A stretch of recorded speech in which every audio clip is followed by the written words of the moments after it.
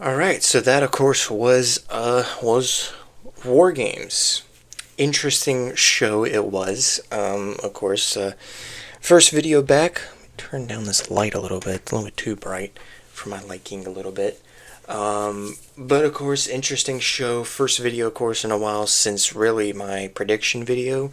Well, of you guys seeing me, of course, I did the match card video, but like me doing a video like this, it's been since the prediction video that I did earlier this week, and all that kind of talked about with, of course, not doing recording or anything because of Thanksgiving and other family plans and all that, spending time with family and whatever.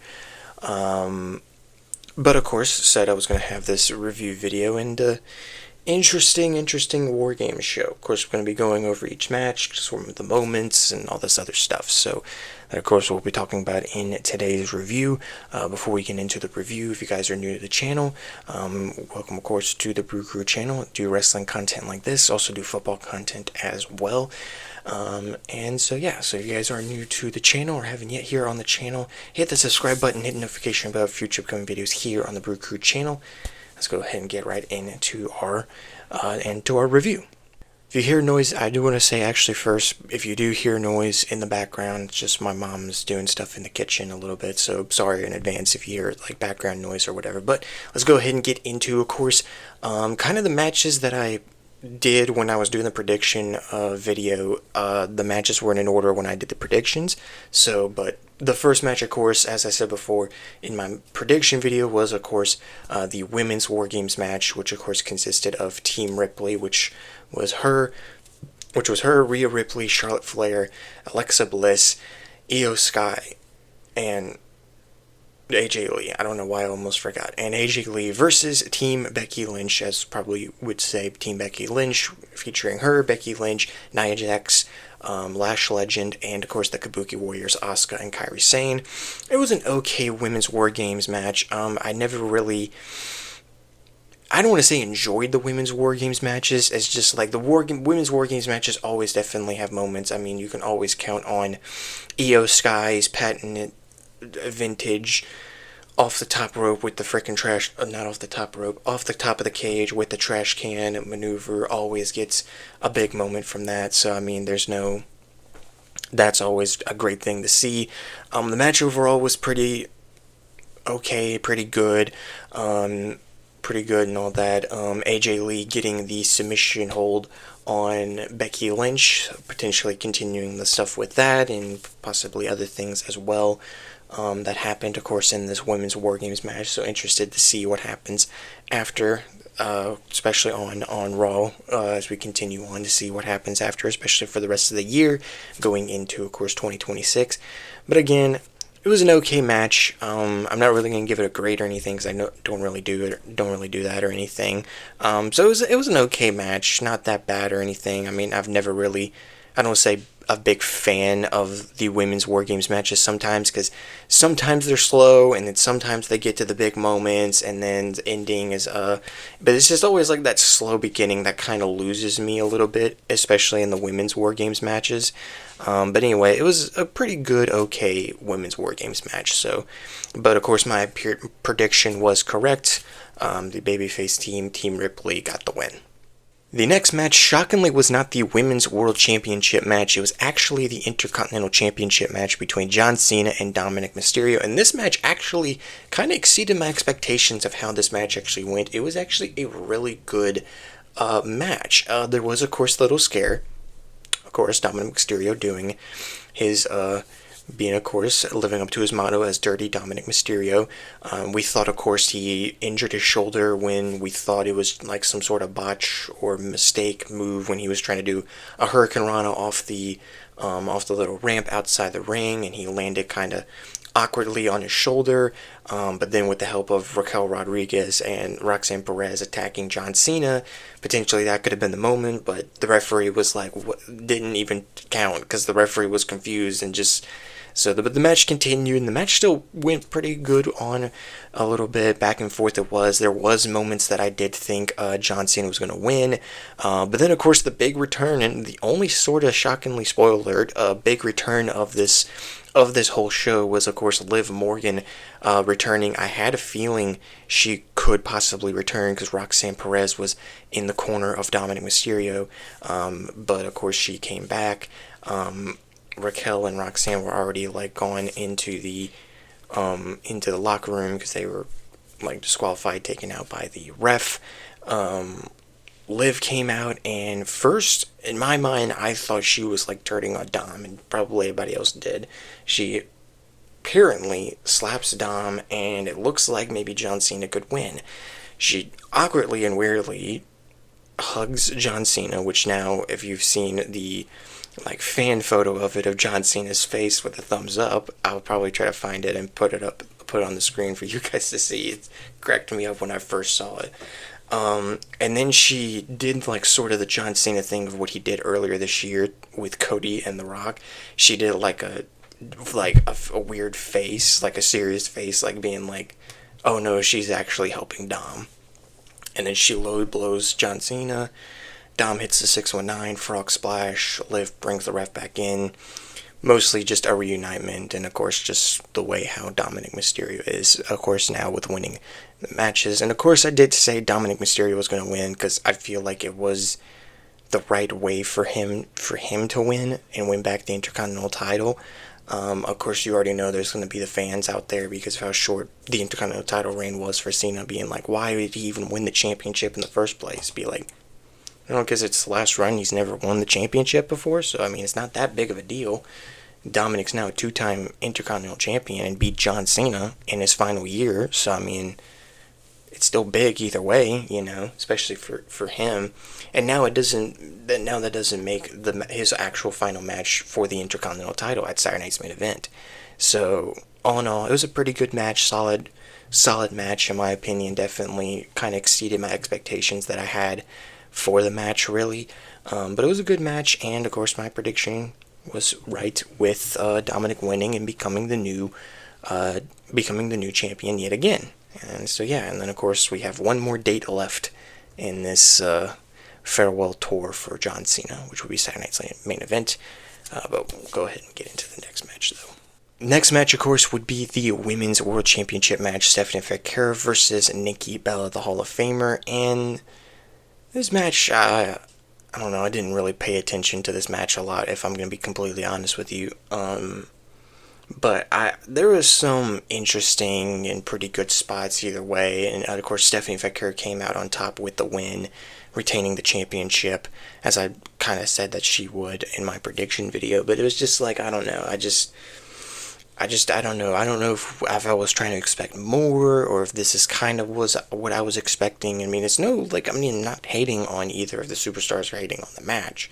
It just didn't go the way that I thought it would, or kind of went the way that I thought it would, But either way, they kind of just make this one short. Stephanie Fekir came out with the win, and it was an match, really. So match, really, for this women's championship. So that's all I really have to say for that match. Before I get into the main event, you guys probably already know this because I've said this before. Of course, it's late at night right now, and I have my TV on right now, so if you see white and all that or whatever in the background on my wall, it's just because my TV is on, so just kind of ignore it and just listen to what I have to say. Anyway, so now we move on to our main event, which of course is the men's War Games match, with, of course, mostly would say Team Babyface versus The Vision, but we'll say Team Punk versus The Vision. Team Punk with CM Punk, Cody Rhodes, Jimmy and Jey Uso, and Roman Reigns versus Team Vision with Braun Breaker, Bronson Reed, Logan Paul, Drew McIntyre, and Brock Lesnar. And this match definitely was better than the Women's War Games match, and I think all around the match was really great.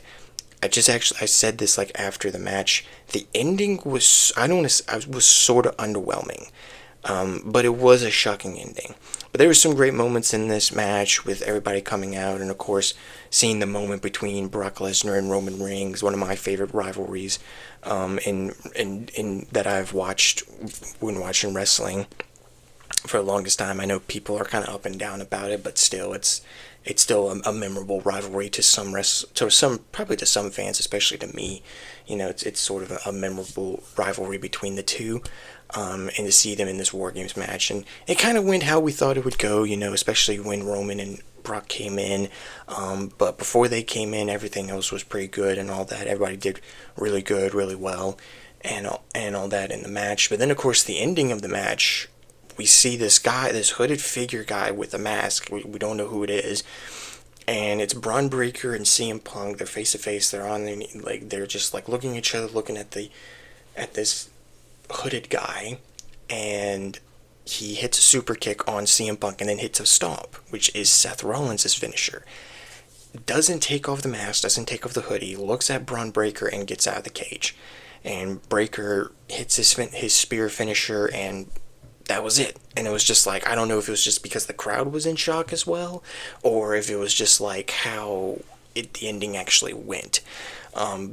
But before I kind of continue overall for the match, it was a good match. It was a good match. I don't want to say it's up there for one of the best War Games matches I've watched, but it was a pretty good, solid match. It went the way that I thought, and I was kind of up and down with who I wanted to win. But I mean, it was a big pin because you had Braun Breaker, a rising star, pin your World Heavyweight Champion. So I mean, maybe something could be brewing there in the future. Maybe going for Saturday Night's Main Event, or at some point going into next year.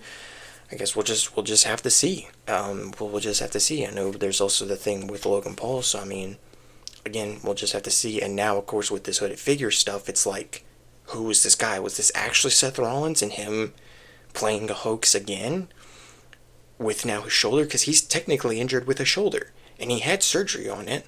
So, in his shoulder surgery is like 6 months, so he would have to potentially miss like WrestleMania. So it's like, there's no way he's returned this early. So I guess we're just going to have to wait and see what happens. I'm guessing this is going to be a reoccurring thing, it looks like, maybe, for the next few weeks whenever we get to the chance. But the Vision won. Braun Breaker got the pin on CM Punk, which was definitely a big pin, of him pinning the World Heavyweight Champion. But then after the match, we see, sort of, what I could say is we see Roman and Cody and Punk in the middle of one of the rings in a cage, and Roman technically helps up CM Punk, but he doesn't help up Cody Rhodes. So if you remember on the past Monday Night Raw, he mentioned something about one of the titles would look good on him, and of course CM Punk and Cody Rhodes both are world champions, so it's like, which champion is he talking about? After seeing what he did with CM Punk, like kind of showing respect with Punk, but him not helping up Cody, and he did actually say, if you could hear him, he said, this would be the last time I'm ever teaming up with you. I think this is probably one of the first teasers of probably us seeing Cody and Roman 3 at WrestleMania. Which I don't know how fans are going to be. For me, I really would be down with it, because I wouldn't mind to see them for a third time. See them for a third time. I mean, it's definitely one of the biggest rivalries over the past few years. So, like, it would be cool to see them run it again at WrestleMania. I mean, it's one apiece between the two. So, like, a big-time rubber match at WrestleMania would be big. So I think at some point, that's probably the seeds being planted, because to me, I feel like that's what's going to happen. I would be interested to see him go after CM Punk, but I think sort of the right thing to do a little bit would probably to have him go after Cody in that WWE Championship, But that's really all I have to say really about that match. Again, not bad of a match. Was a pretty good, I would say almost close to great match. Not one of the best men's War Games matches. The ending kind of dipped it down a little bit for me, though, but still a pretty good match. I enjoyed it every time. I enjoyed it when I was watching it. So yeah, it was definitely really good, solid men's War Games matches, but not up there as one of my favorites that I've watched. So yeah, so there's the men's War Games match. Alright, ladies and gentlemen, of course, if you also noticed, I didn't actually say this at the beginning, I did not do a live stream. It was just kind of crazy with, like, the LSU game, which of course they lost, but the LSU game, and then, like, the LSU game ending right when War Games was starting. So it was just like, I just couldn't deal with trying to do a live stream. And also, like, there was no way for me to get the ESPN on my TV to work, so I had to watch it on my iPad. So I'm gonna have to figure that out in the future if I'm gonna do live streams for PLEs when in the future or whatever, you know. So, but yeah, I'll figure it out when I can. But anyway, to not make this video any much longer, because also I am tired, because it's already 9:30. I'm tired. So I'm gonna go ahead and end this video. Let me know in the comments down below what you guys thought of the show, if y'all's predictions were right, or who you guys actually wanted to win, or what you think of everything that happened in all the matches, and of course the moments, and heck, even maybe tell me who you think the freaking black hooded figure with the mask was who win in the match at the end of the men's war games match. So let me know in the comments down below.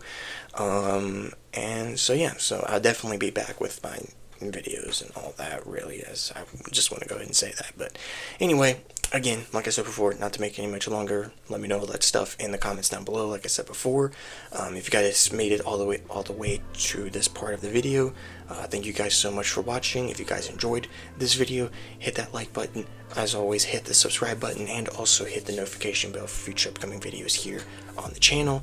And as always, with that being said, hope you guys have an amazing, wonderful day, and I'll see you guys in my next video.